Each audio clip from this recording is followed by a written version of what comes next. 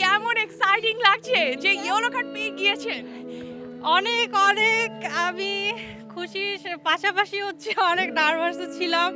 আর হচ্ছে অ্যাক্টিং এর কথা যখন এসেছিল আই ওয়াজ সো নার্ভাস। আমি অ্যাক্টিং কোনোদিনও করিনি, আজকেই ফার্স্ট ছিল।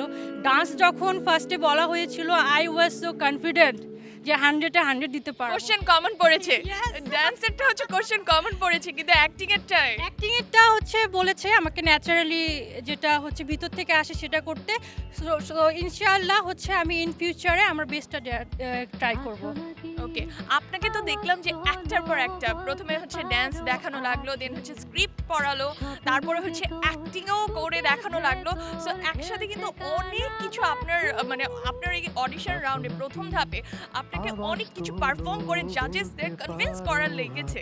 সো তখন কেমন নার্ভাসনেস কাজ করছিল? মনে হচ্ছিল যে হবে হবে? অনেক চ্যালেঞ্জিং ছিল।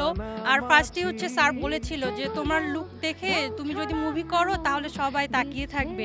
সো ফার্স্টেই কথাটা শুনে আমার কনফিডেন্ট লেভেল একটু হাই হয়ে গিয়েছে। সো দ্যাটস ওয়াই আমি সুন্দরভাবে হচ্ছে ডান্স করতে পেরেছি এবং হচ্ছে অভিনয়টা আমার বেস্ট ট্রাই করেছি ফার্স্ট টাইম। সো এতটুকুই বলবো। ওকে, আই হোপ নেক্সট যে ধাপ আছে যেখানে আসলে সেকেন্ড ধাপে, অডিশনের সেকেন্ড ধাপে যেখানে গ্রিন কার্ডটা আপনার ফাইনালি হাতে পেতে হবে, সো সেটার জন্য আমি আশা করব আপনি সেই রাউন্ডও পার করবেন। অবশ্যই বেস্ট অফ লাক আপনাকে। আমার জন্য দোয়া করবেন। Thank you.